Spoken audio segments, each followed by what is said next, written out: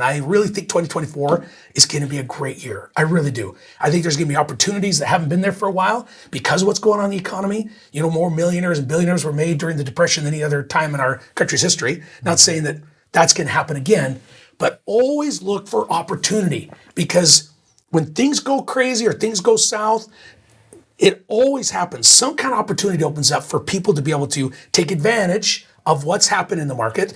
They can find a niche to really focus on. And man, I'll tell you what, there's people that are going to kill it this next year and the year after. And then if the economy changes again, you might have to adjust. You're very 100% right.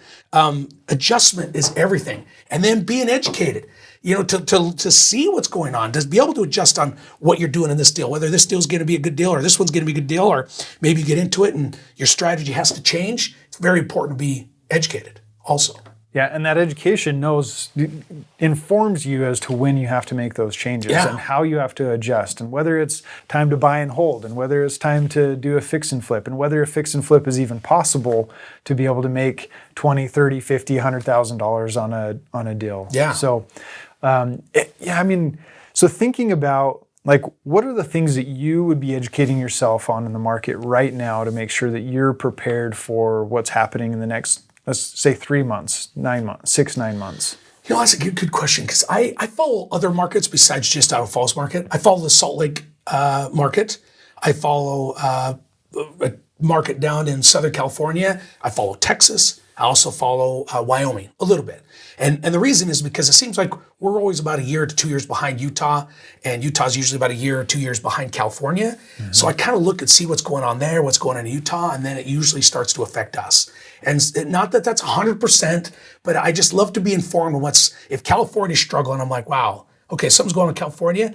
It seems like 6 months to a year, Utah starts struggling the same thing, and then 6 months to a year, we start struggling the same thing. So it takes a little bit, because people get tired of California, so they move to Utah, and then Utah moves to Idaho, or some people skip Utah and just move right to Idaho. We've seen a lot of influx of Californians coming in, and it's because they want what we want. The reason why we live here, it's a safe community, the housing's cheap, you know, there's all sorts of reasons why people want to live here.